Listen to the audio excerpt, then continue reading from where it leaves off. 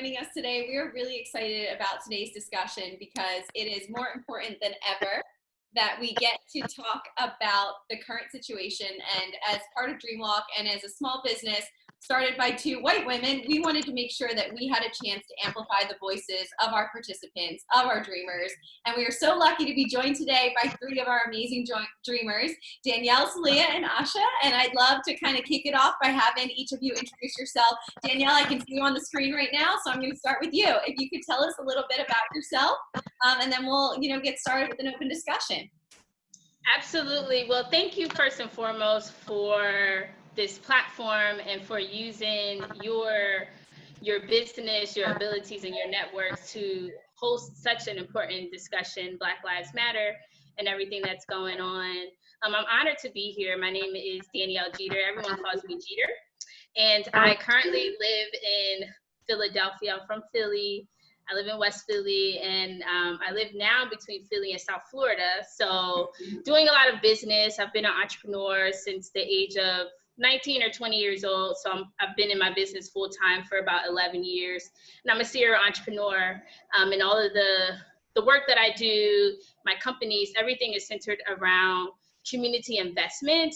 And my passion for starting my companies, AOI, Events and PR, Women in Media Global, and the YP Social Meetup was to create opportunities for other people who look like me. So I am an entrepreneur, I'm an artist, and also an activist serving with the governor here in Pennsylvania, Tom Wolf, as a commissioner. So on that commission, I represent the African American Affairs Commission and really advise the governor on concerns, issues, and things that he needs to know pertaining to the Black community. And so obviously we've had a series of meetings with the governor as of recently, really helping him navigate what he should and should not do and say and pertaining to the protest, Black Lives Matter, and police brutality. So that's a snippet of the work that I do. And I graduated from Spelman College in Atlanta, Georgia, where I studied history, as you can see. I studied African American studies and dance in college. Wow, we're so lucky to have you. Thank you so much for joining. That is amazing. I can't wait to get in and really dig into some of the discussions you've been having. We're just lucky to have you as part of this event. So thank you for joining us. And now I'd love if Asha could introduce herself. Hi, I'm Asha Aitchison, and I'm an actress, a model, writer, and director. Was a part of DreamWalk before. I'm sorry, I'm kind of tongue-tied as hot. But I was a part of DreamWalk before when they first introduced the fashion show. It was a wonderful opportunity, and I'm very excited to be here and talking about something that is very important on a large scale. And I don't think just for Black lives, but also for just the world, on how we navigate in regards to each other and relationships and just our life in general. We can't go with what was normal before, and especially with Corona happening, this is the perfect time to reset and transition into a better way of being. So I'm really excited to be here. I am a New Jersey girl, born and raised. And yeah, I'm just excited to talk about this. Thank you so much. And you're absolutely right. I feel like I've seen that the memes on like Instagram that are about like there is no going back to normal after that. Yeah. So that's such a true statement and something I'd love to talk about today. So thank you for joining us. And then our third dreamer for today, our third panelist, Celia. Please feel free to introduce yourself and take the floor. Oh, hold on, we've got you on mute. So let's make sure that, can you hear it? Go for it, there you go. So I'm Celia Simone. I'm a lifestyle correspondent, journalist, and ever since this, whole Black Lives Matter reintroduction, I've been really trying to see how I can partner with a lot of organizations. I have partnered with someone. I'm not able to talk about it just yet, but we should be able to talk about it hopefully in a week. And I think this is a great, segue. As a journalist, there have been many a times that I've been on red carpets where like you go to interview someone and they have, it's like a weird thing. I mean, it's kind of interesting, but I'm going to just put it out there. Yeah. There's a thing where you'll have like a talent that is A-list. And once they become A-list, they hire a high profile firm, which is usually a white firm. And then would then keep them away from urban media or media that they consider to be less of a status, you know, than mainstream media, which is like probably like VH1, People, well, not VH1, but like People, rather, Bravo, like, you know, like all the majors, you know, so that was an issue. And I think it became more publicized when like a peer of mine, her name was Emerald Marie, she was actually on the carpet and she was going to interview Halle Berry. And the publicist was like, no, sorry. And Halle Berry was like, why wouldn't I interview with her? So it's like a weird dynamic as a Black journalist. And I work with 2 urban sites. It's funny because one site is urban, but it is owned by a young white guy, but it's amazing. Rap is a great, you know, outlet, but you wouldn't necessarily think it was white owned because he covers 100% all hip hop. Like, it's crazy. He's the bomb. And then I also work for all hip hop. So, you know, there are so many different ways that race and race relations has affected me as a journalist. So this is good. And I'm happy that it happened. I'm not happy that it happened, but I'm happy that we are now taking a new step to make everyone aware and to change things. If you get what I'm saying. Yeah. Action is finally happening, which is, I think, what everyone has been asking for such a long time. So things like this are exactly what we need to keep doing to have the conversation continue. So thank you all for joining. I guess we can start with, where are you from? Oh yeah, my bad. So I'm from Brooklyn, New York, and living in New Jersey. Awesome. Yes, thank you all for being here again. And I think we'll start off by just a group question of what does the Black Lives Matter movement mean to you personally, and what does it mean worldwide? And Celia, since you're up, you can start with kicking us off. Cool. I mean, this is a conversation that I've already had about 20 different times and so many different variations. I think currently the Black Lives Matter movement, so we had the marches, we had the, you know, the looting, the riots, all that stuff. Now it's like, okay, what's next? The conversation that I've had with several different people that are in positions of power is really about changing the systemic racism. So it goes beyond the officers. Now Black Lives Matter is moving into more inclusion when it comes to being a young Black business owner and being able to walk into a bank and leave with a loan. The reality is, and let's be honest here, it's a very hard conversation to have, but as a young Black business owner, you will literally walk into a bank and will either be qualified for a loan that is less than a young white person, or you won't get that loan at all. And as a result, we're not able to then take that money and reinvest it back into our community with a business. So that's one conversation that we've been having. We're also having a conversation of holding the Democratic Party accountable. You know, Black and brown people are historically known to vote Democrat, but what are they doing for us? So now, thank goodness, we are going to be holding Biden accountable. Hong Kong's Diddy spoke about this recently, but I don't think he really got in depth with it. But what he means is this vote is not for free. So we will go in there and vote for you because this is, well, God willing, this is what we want, because we don't want who's in there currently. Yep. But in order to get the Black and brown vote, you're going to have to do A, B, C, and D, because you just getting in but still not changing things systemically is not going to help us. So I think that's the next role for Black Lives Matter. And I think it's become a global thing at this point because, you know, historically, being a brown person has been not a curse, but, you know, people are very prejudiced against that. You know, in a lot of countries where there are brown and Black people, it's kind of been like a thing where it's like, that's not a good thing. You know, like, look at Black magic and all these things that are negative are always Black. So you're starting to see other people in other countries protesting. And they're there was a statue that was taken down, I believe, in the UK because it was of a guy who was like a slave owner, or like people are really saying they're going through that in America, but we are too here in our country. Yeah. So the next step is, like, honestly, Instagram has helped with the global awareness. And then now here in the U.S., we just need to make some systemic changes, which hopefully we'll see with Biden and whoever else, and we're gonna hold them to it. So you'll hear more about that from me later. You're absolutely right. Accountability is everything, because I think up until this point, I mean, I've never really spoken, myself personally, we've never spoken out about, Black lives until now. And now I think it's finally gotten to the point where silence truly is, what's that post about how silence is on the wrong now? And that's why we don't want to stay quiet anymore. We want to hear your voices and hear your opinions. I think you mentioned the bank loans. What was that quote? The bank thing, no. And then there's something about redlining where the banks won't give. Yeah, it's called redlining.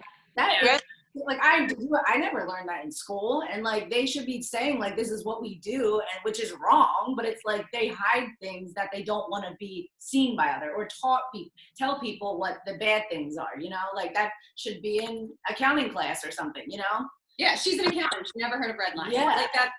Well, I mean, think about it like this. There are a lot of young people who are disenfranchised because they have records. They've been locked up or incarcerated as a brown person. Then you have people who just don't understand how this thing works. They don't. Most people don't even know who their local assemblyman or political figure is right in their own community. And even I'm learning. I mean, look at Snoop Dogg. He's voting for the first time this year. So a lot of other issues within the community that myself and some other people I know that are going to be trying to work on from in out. Yep. That's the way. And is there anything, I'm sure we'll get to it at the end, but is there anything right now, just for those who are viewing this, that you would suggest just for additional education on some of the topics that you suggested, or things that you've seen that you'd really like to share with other people? Well, I think the first step is, honestly, I'm going to be honest with you. Like I'm on a show on TLC. Called Find Love Live. Girl, you're awesome. We want to hear.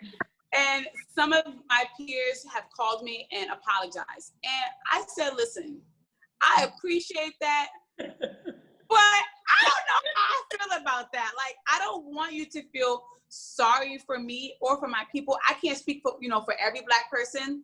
I'm speaking for myself. But what I do want you to do is I do want you to, even though it's hard, admit that there is such thing as white privilege.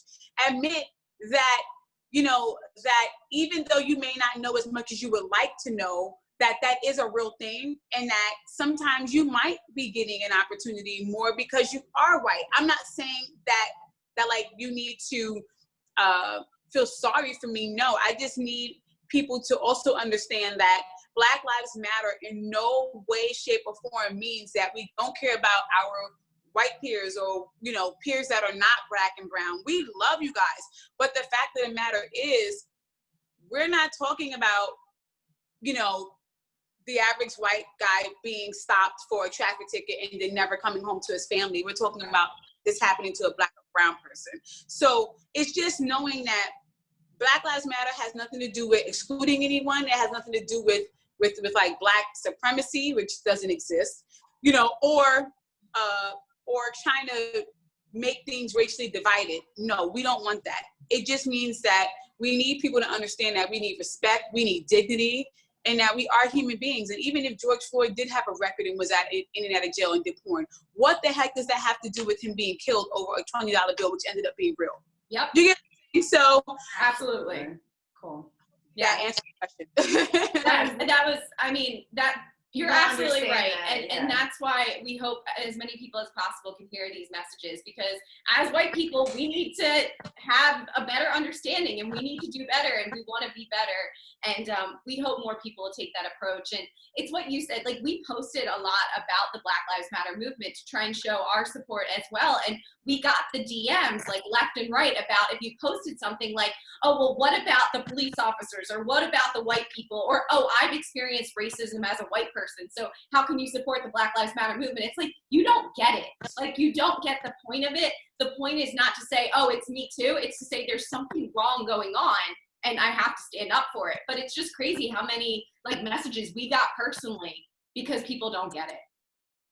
But don't feel bad. I got messages from like my own people, Black people, that were like, oh my God, what's going to happen with your career.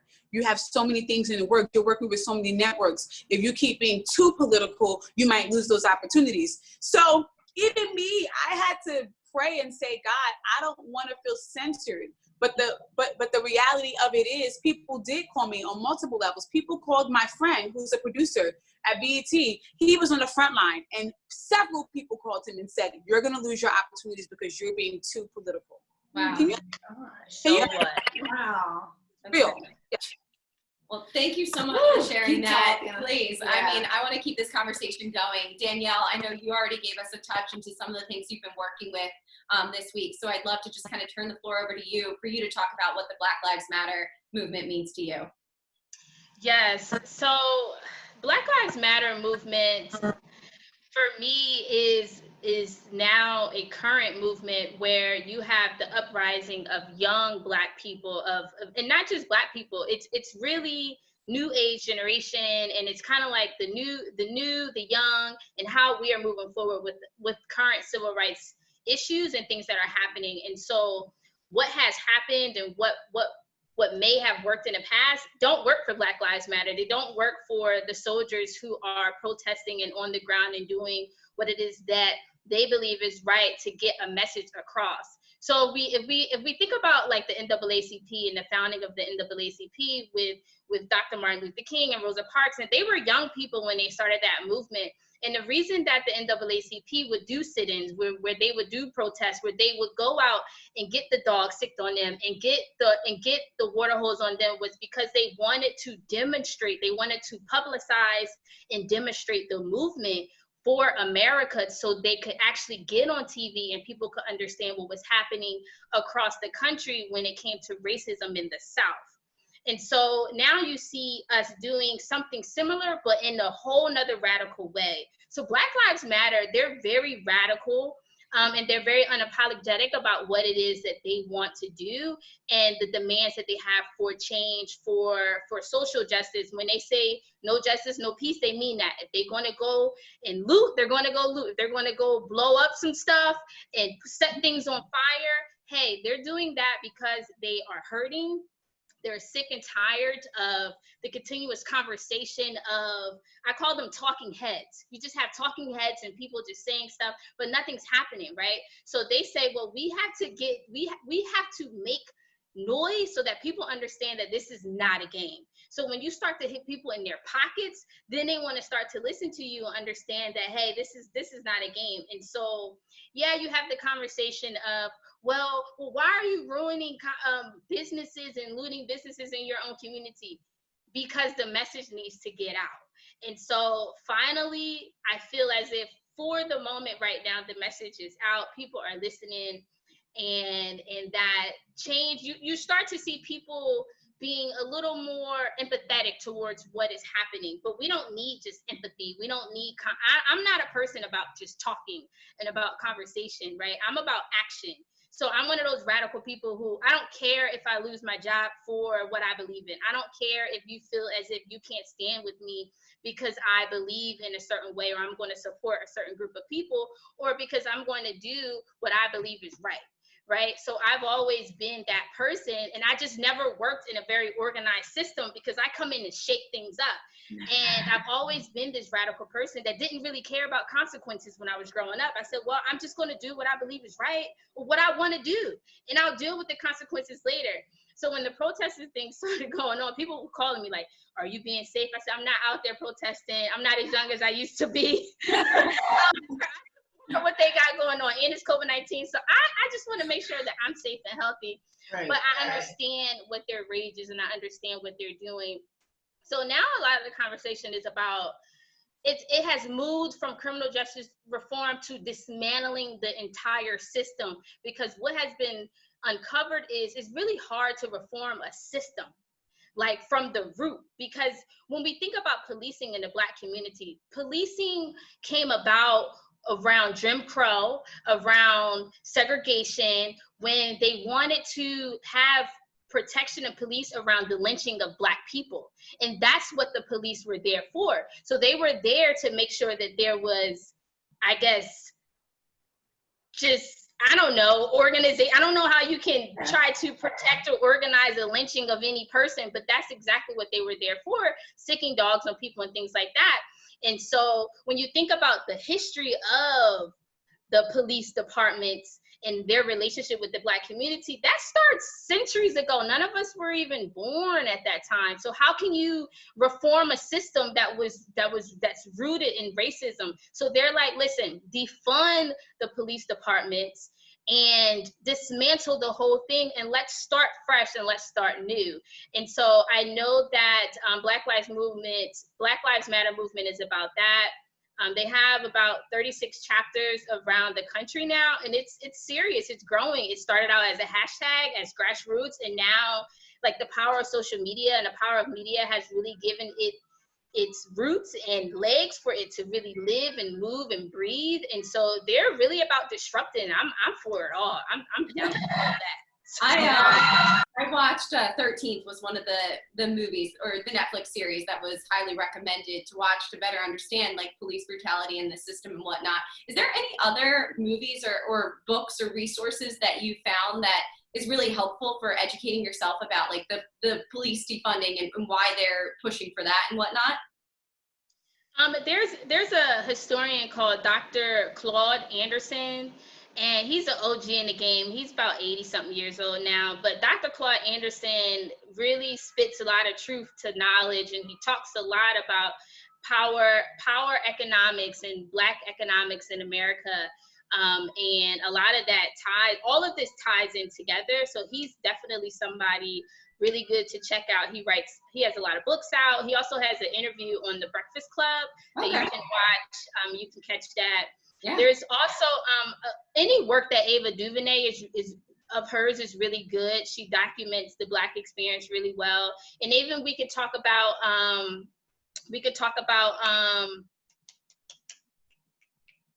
if it doesn't come to you, it'll come to you at some point.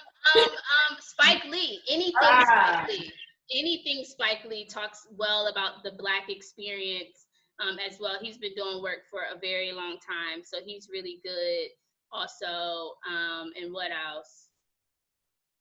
Well, I'll say that one of the comments from Cassandra is exactly what you said, that the system isn't broken, it's working how it was designed to.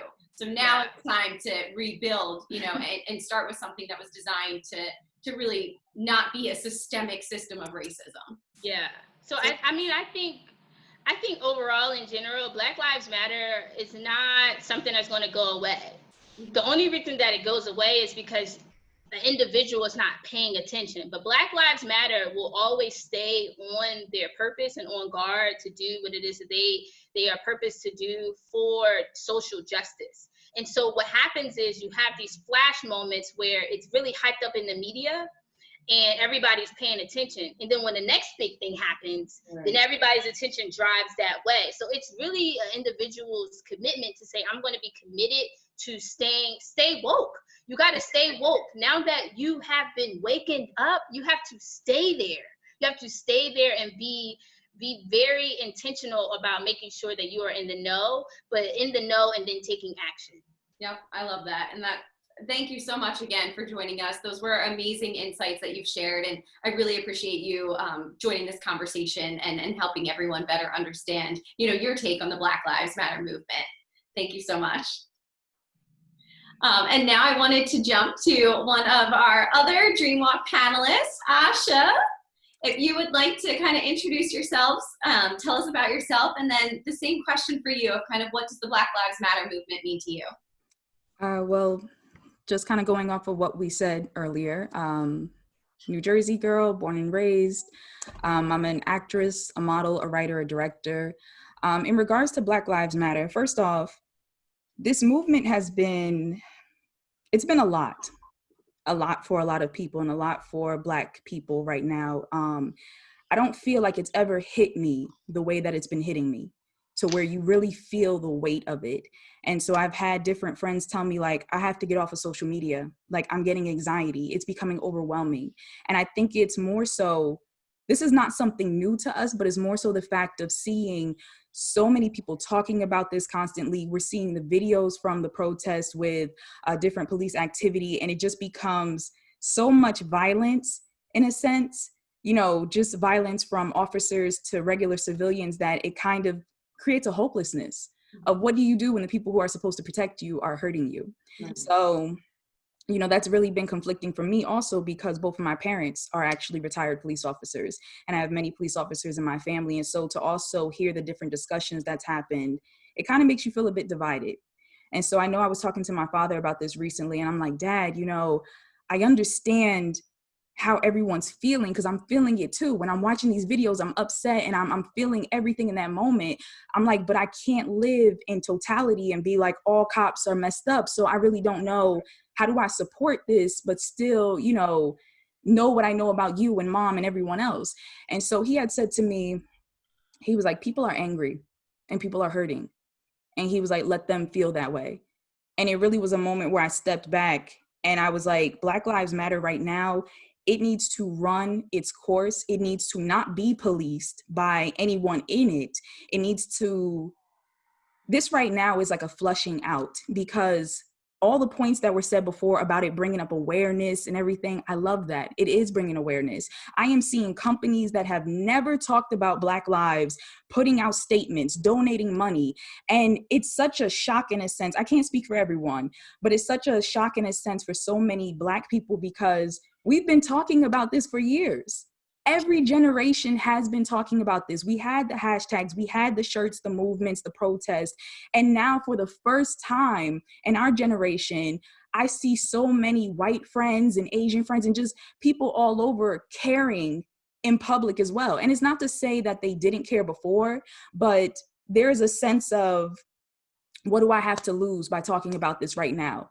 Like, I believe that there's a lot of people that wanted to join the movement, wanted to support it, wanted to talk about it in the past, but didn't know how their family and friends were going to react, didn't know if they were going to lose their job, there was a lot of fear behind it. And so it kind of seemed as if for the longest time, it's just Black people upset about this, and that's not going to bring change. Like, we need everyone to be mad. And if there's one thing, and I say this often, if there's one thing that Trump did inadvertently, he brought people together. He brought people together by being sick and tired of being so blatantly treated with disrespect, to where everyone is standing up and saying, something got to change. We're going to start here, but we're going to let this trickle down. So what I love about Black Lives Matter, the movement, is that it is sparking conversations that I've never heard amongst people who never had them. It's causing education. It's causing people to really confront what is happening right now. And it's like, even with the conversations, I ask people to have compassion and patience, because we never learned how to talk about these things. As a woman of color, I know how to have this conversation amongst other people of color, but I was never taught how to talk to a white person about this. Just like a lot of white people don't know, even if they want to talk about it, what do I say that's not going to offend you, that's not going to come across a certain type of way? Like, you know, and I feel like it can be awkward. It's kind of like baby steps, you know, the baby taking their first walk and falling down, but it's so necessary, because this is going to help us to kind of understand how the other person lives. For too long, experiences have been almost in a vacuum, to where it's like, if you actually had a chance to talk to your Black friends and ask them, hey, have you ever experienced racism? And like, you hear them actually be like, yeah, I have. And, you know, it's something that they can give you stories of. You probably would sit there like, I never knew you in your day-to-day life, the way you act, the way you come to, you know, work or whatever the case is. I never knew you were going through this, or that you have a separate way of living and handling situations, because you know how you may potentially be treated. Yep. You know, I've mentioned this before, but I've been called a nigger. I've been, you know, told no negros when I tried to go get a job in my teens. Like, I've had so many different things happen. And the problem is that it becomes so normal that you don't think to talk about it. You know, in a sense that, you know, this is just a part of my experience. You may talk about it with other people of color. They get it, they understand, but we all need to have a conversation, because we all need to understand. We all need to point it out. And that's how things are really going to change. So Black Lives Matter to me, especially this time around, it is collective. It's not just a Black experience. everyone is joining in. Everyone has to join in as a family. Everyone has to get offended that your brother, your sister, you know, of color is being treated this way. And everyone has to step in. So it's become a universal family collective now. Yeah, I don't have anything to add. That was so beautifully said. And one of the things that I just want to ask as a follow-up question is, you talked about the awkwardness of the conversation. And I know I felt it because I sometimes just get nervous of saying the wrong thing. I don't want to offend people. That's the last thing I ever want to do. And I think it's hard for me because I don't see it. You know, like we started an organization that's about giving everyone a chance to be seen as beautiful. So it's not that I don't see color, but I don't judge people based on color. But I've realized that that happens way more than I was aware of. So how do you like white people to ask you about your experiences, or what is a good way for us to bring up the topic? And then I'll probably just pass that off to everyone if everyone wants to share their insights. I feel like, or what can white people do? Yeah, that's so also true. Asking you like, what should they be doing or stuff like that? In regards to what they should or could be doing, first of all, treat us like people. That's what it comes down to, especially when it comes to this topic, because sometimes when the race topic comes up, it can make people feel like, I don't know what to do. The kid gloves come on. And then sometimes inadvertently you do, treat people a little weird. There is a divide. And so we want to be treated like people. That's what it comes down to. We want to be able to have these talks, to know that we are being heard and that we are being believed. Because there have been times in the past, certain people, you may not experience these things, or it could be inconceivable to understand that we have this whole other way of life. I know the term code switching has come up before in regards to language, of how speaking can happen. But that also happens in behavior of how we live and how we navigate certain things. And okay, I'm about to walk into this situation, let me behave in this way so I'm not judged or I'm not perceived in a certain way. And then when you go to home to your friends or your community, it's like, okay. And that's where that needs to kind of be removed. So like I said, once again, I cannot speak for everyone, but we want for white people to join us, to be equally disgusted by this behavior, to fight with us when it comes to changing things, to listen to us, to understand that we are going through things that you may have never gone through, you may never understand, but just be like, it's okay. I may not understand, but if you need to talk about it, I'm here to listen. What do you need me to do? And I feel like that's the biggest thing right there, to ask, what do you need me to do? Not to assume like, okay, well, I'm going to get in there. We're going to come into this movement. We're going to help you do da-da-da. If this happens, it's like, no, come into the movement and ask us, hey, how can we support you? Yep. Where do you need our focus and our privilege, in a sense, our allyship? Where do you need us to focus on to help finally get this done? Just talk. That's what we need. How can we help you? I love that. I like that. Thank you. Danielle? I'm going to go back to what I spoke about previously. It's get woke and stay woke. So I loved your question, Alice, when you asked, what are some other resources we can look into to be aware of these experiences? I love that. I would say that just become more educated on the experiences that are happening around you and in our history that has come a very long way. I want everybody to understand, our sisters and even other communities, to know that the Black experience did not happen or begin with slavery. There's a whole shift of history, civilizations in Africa that were thriving and alive before slavery happened. So what I would like is for the education system of the US, all of the education school districts and everything across every single state, I would like for African American studies to be a mandatory course that everyone has to take K through 16 to understand these experiences. Because what happens is our history is really caught up in US history, but Black history is your history. Black history is all of our history, because this country built together with all of us. It's not one person's story. And so you often see snippets of our struggles and snippets of our ancestors and our histories mixed in with US wars and things like that, when we're just taking out of the narratives. Our narratives are not included, and so people are not educated on what's happening. So first and foremost, let's just get educated on what's going on and stay aware of what's going on and keep the conversations going. And you know, honestly, I don't want anybody to sugarcoat any truths. I don't want anybody to feel like they have to shrink their conversations or any part of how they feel because they are a part of, they identify with one group or another group. We have to be able to have integrity and be honest about what's happening. And it's not about us disrespecting, because we don't want to disrespect each other, but we have to be real because the truth will set us free. And because we begin to stay woke and be conscious about exactly the systems that are happening and what's going on, then we can begin to set ourselves free as an entire culture, as one body, as the human race. We are all interconnected. We all come from one God, from one place. We all originate from the continent of Africa. We have to educate ourselves on our legacies and where we are from. That's what I would love for everybody to do. And that's exactly how you could just begin to help and just be because when we all understand the conversations and the narratives, then we all can have a conversation about it. We can all be educated about it. You know, everybody's school system has felt them. Every single school system sucks.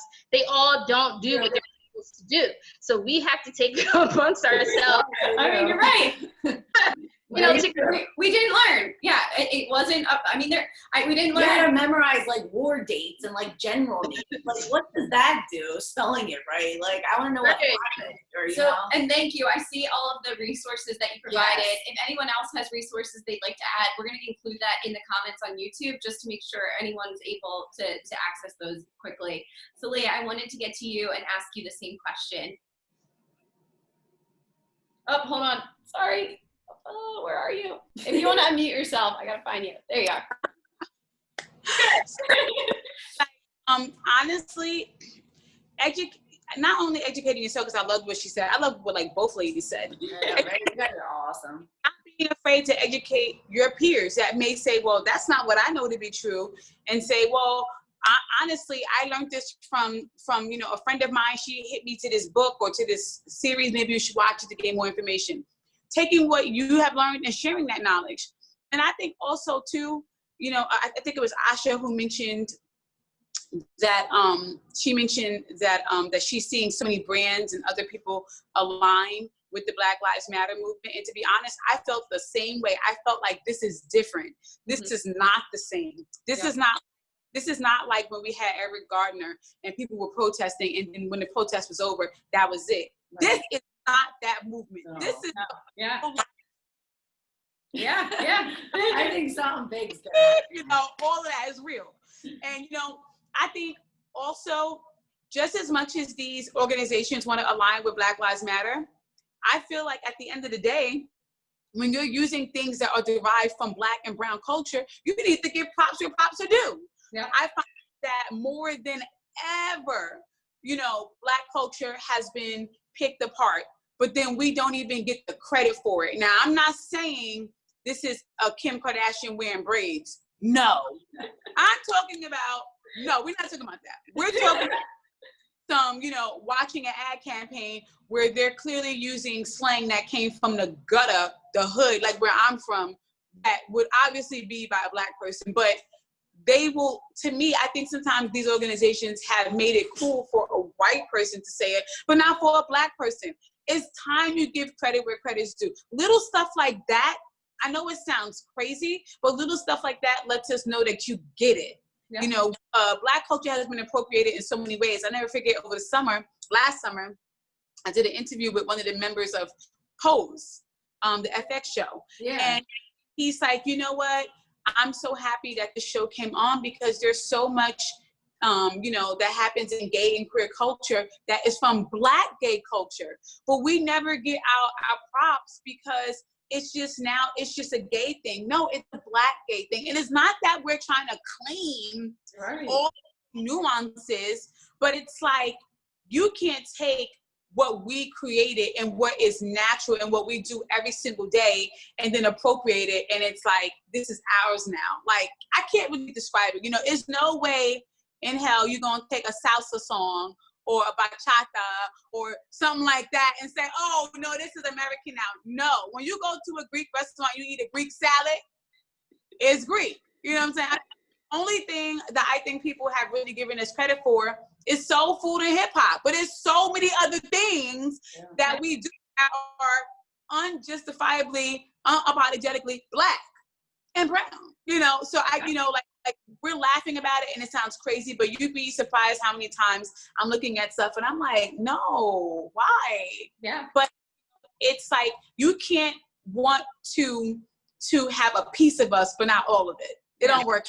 Yeah. You know, you have to give credit where credit is due.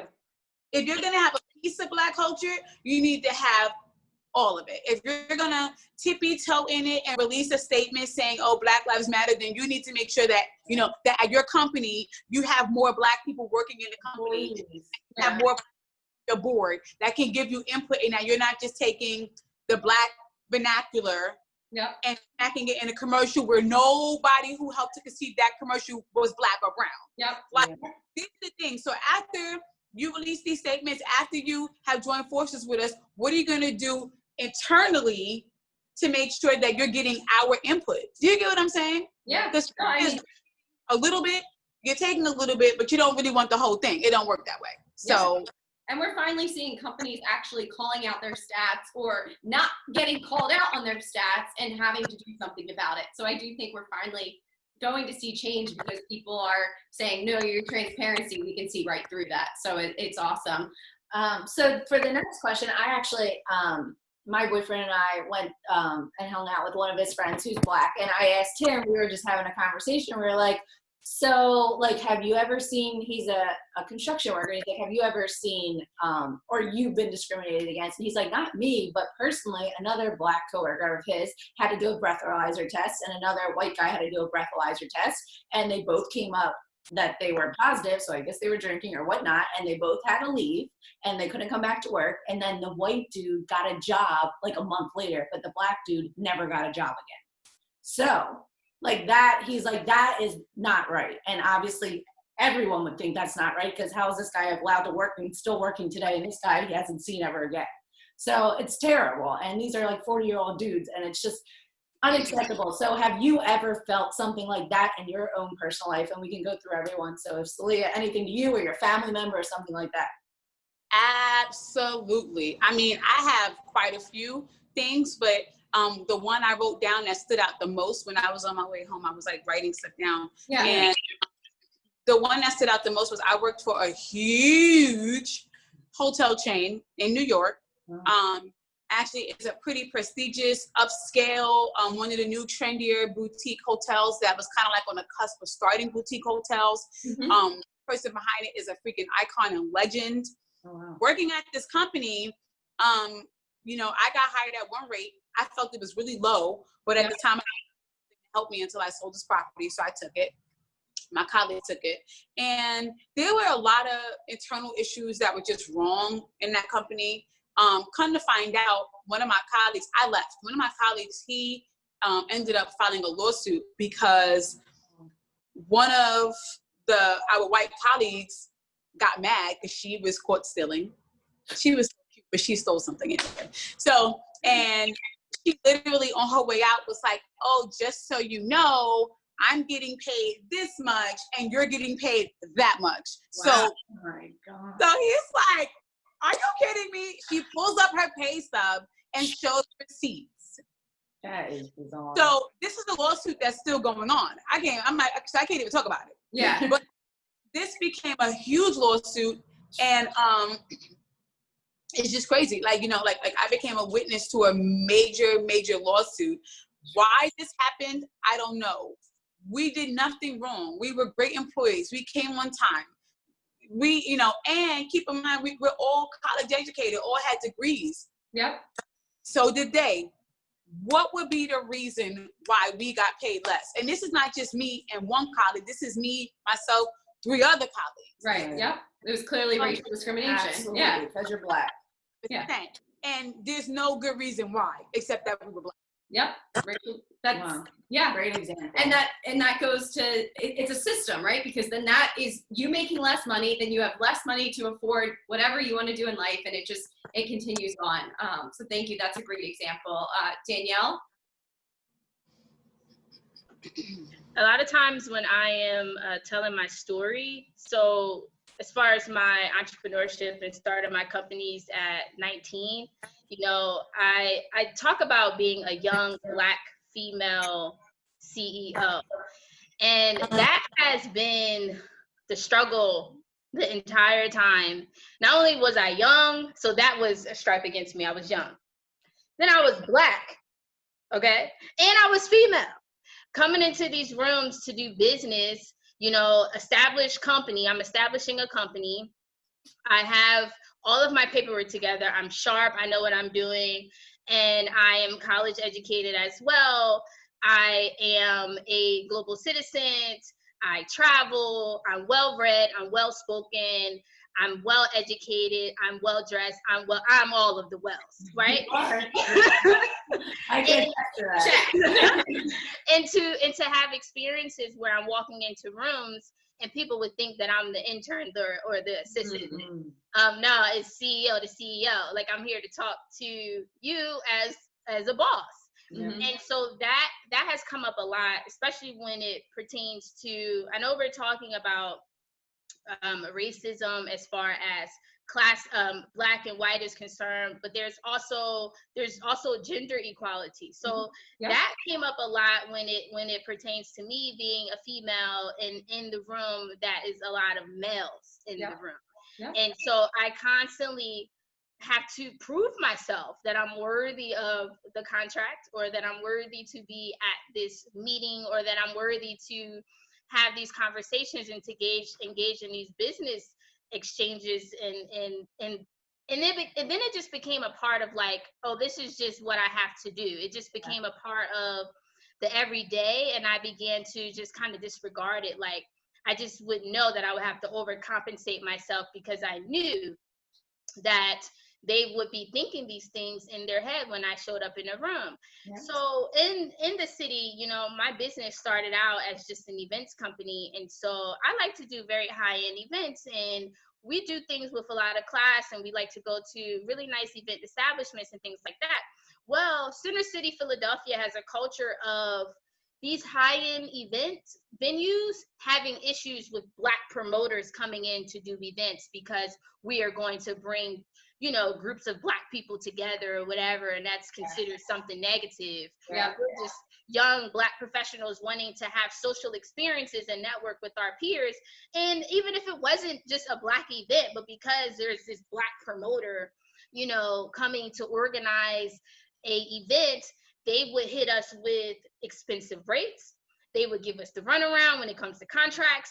They would try to block our events from happening and that sort of thing. And so for a while, I would think that, oh, I need a young white girl who's like me, who can front my business so that she can go in and close deals for me. And that's how I began to think. So I would always try to think of ways to kind of combat the system and kind of like play their game with them, and just and for a while it was just like us over compromising ourselves, right?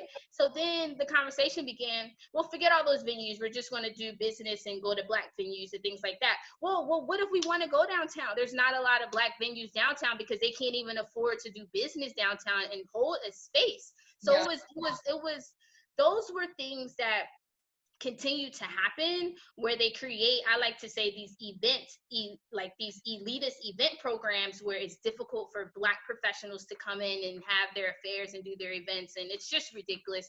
I hated it I just hated it. And I would make noise about it at City Hall, and everybody gives you the runaround. They don't do anything about it because the politicians are then in bed with the people because they're funding their campaigns. So it gets very, very deep. Right. But I want to also, my man is on, Emmanuel's here, and I also want to bring his story up because Emmanuel is a engineer. He's a civil engineer. He has one of the highest paying, you know, careers that they tell us to go to school and do. He's an engineer. He's in New Jersey. He's working, and he's probably one of the only Black people in his field, and he's not being paid currently his worth, right? He has a master's degree, he has all of the education that he needs, and Emmanuel is only getting paid about 70% of what he's worth. If you look up in New Jersey, the different people who are in his position, the different townships around him, you will see all of these other people are getting paid this money, but they don't look like him because Emmanuel's a young Black guy in this position, and they never see young Black guys doing this work. Right. And you have all of his white colleagues who are all getting paid all this money. And he's been there for years, and he's telling them, he's raising hell and letting them know that the research is right here. Y'all not paying me when I'm supposed to be paid, and nobody's doing anything about it.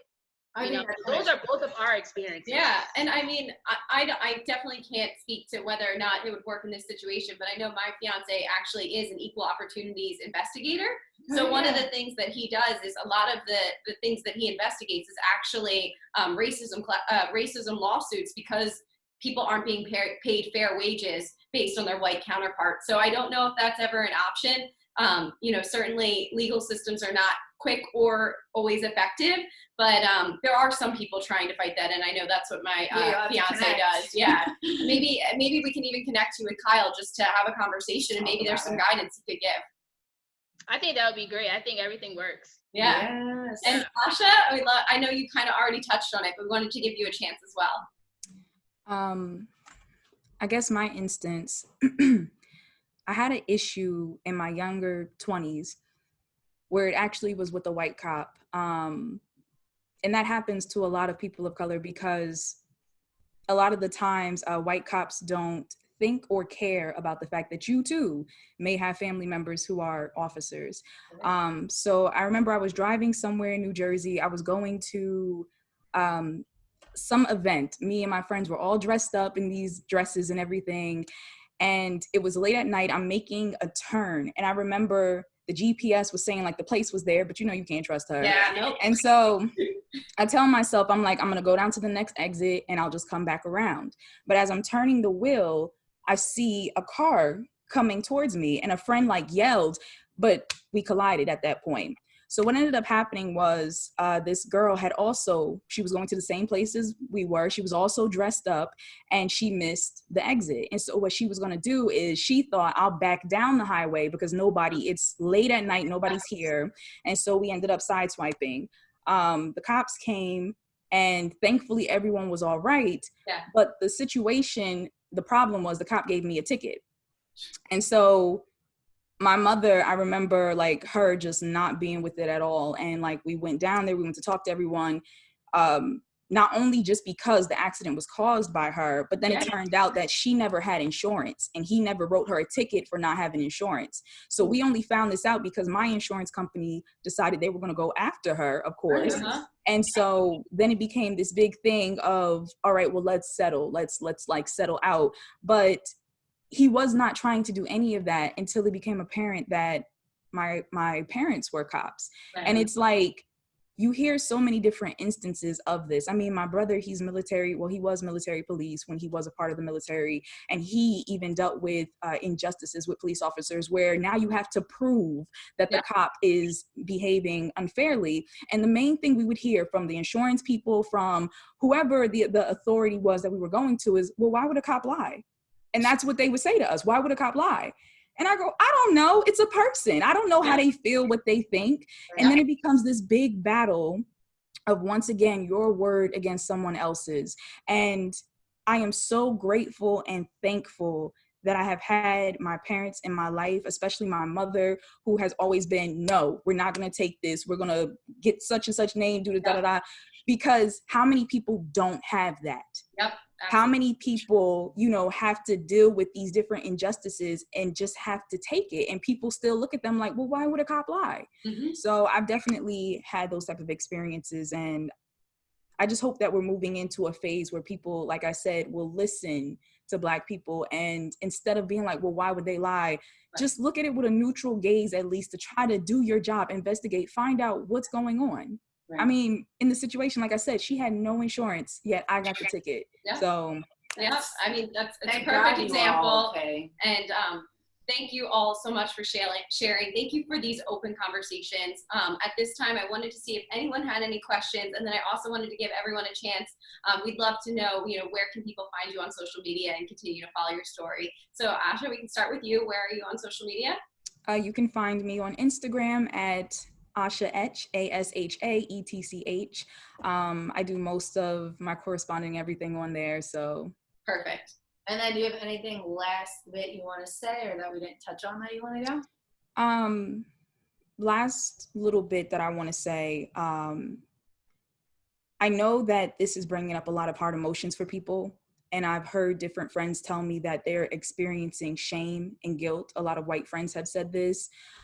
I can't say that that's something that I understand. It makes me want to sit down and go into a deeper conversation of, well, where is this shame coming from? Where is this guilt coming from? But I know that's a very personal journey. And my biggest thing, and I love what Celia said, and I'm so sorry if I said your name incorrectly. Sorry, I'm looking at the screen. But we don't want necessarily for you to treat us with kid gloves. We don't want you to necessarily be ashamed if you've been living your life in a way that has just been humane. If you've never participated in that, we want you to educate yourself. We want you to stand by us. We want you to have these conversations and to listen and to actually help us make changes, because you recognize that this is not a humane way to be living. So I just want to put out there, moving with compassion still. And for anyone who's dealing with emotions of, even if someone who did possibly have racist thoughts outwardly, or they're realizing now how those thoughts may have been racist, because I know that's a lot that people are confronting right now, understand that it's never too late to change. It's never too late to change your mind once you realize and you have learned more, material or experiences. The biggest thing that we want is to move with us as people. That's what we want. Move with us as people. If you have to feel your shame, if you have to feel your guilt, I honestly feel like that might be a discussion that white people should have amongst themselves. Yeah. I don't think it's anything wrong with having a conversation with Black friends who want to talk about that, but I also don't feel like you should put those emotions on us to deal with, because we're also dealing with our own emotions. But I feel like that conversation needs to be had within the white community, because as much as I said, like, we're used to, as Black people, talking about this all the time, I don't know how often the white community talks about this and racism and possibly how they feel about things, or family members they may have who feel this type of way. It might be something like, well, damn, Aunt Jamie's racist as hell, but we're just not going to talk about it. And it's like, no, talk about these things, get those feelings out there, confront things, even if you don't want to go the route of arguing, because some people just won't change. Some people will never try to see your point of view. The fact of the matter is, you never know who in the room you're sparking to stop and think about things. So absolutely. Yeah. Thank you so much. So awesome. Danielle, if you want to share where people can find you on social media and any closing words. Absolutely. So you can find me on Instagram, Facebook, and Twitter at DP Jeter. Jeter spelled just like the baseball player Derek Jeter, Jeter. And that's also my email, dpjeter@gmail.com. And just for closing remarks, I have a call to action for everybody who is watching and viewing and listening to our conversation. And that is to invest in Black women, and hire Black women, endorse Black women, support Black women when they are running for office, spend money with Black women, support Black causes, and amplify Black voices. So when there is an opportunity for Black people, and this goes for Black people in general as well, all of the call to actions that I just gave. But when it comes to Black people having the right to speak up publicly, let them do that without harmful consequences. And what our white allies and white friends can do is support that. If they are speaking the truth, then let them speak their piece. No disrespect to anybody, but just allow them to do that in a way where you can support their truth. And if that is the truth, don't shrink and be quiet. Also open your mouth as well when it comes to truth. We all have the ability, but we all have the responsibility to speak truth to power. And that truth is what's going to set all of us free. Like, we all come from one race. We are the human race. And so all of our lives are interconnected, and it all matters. I really hate the conversation of like the Black people and the white people. Like, it's all people. Like, all of us are people. We all suffer from coronavirus experience.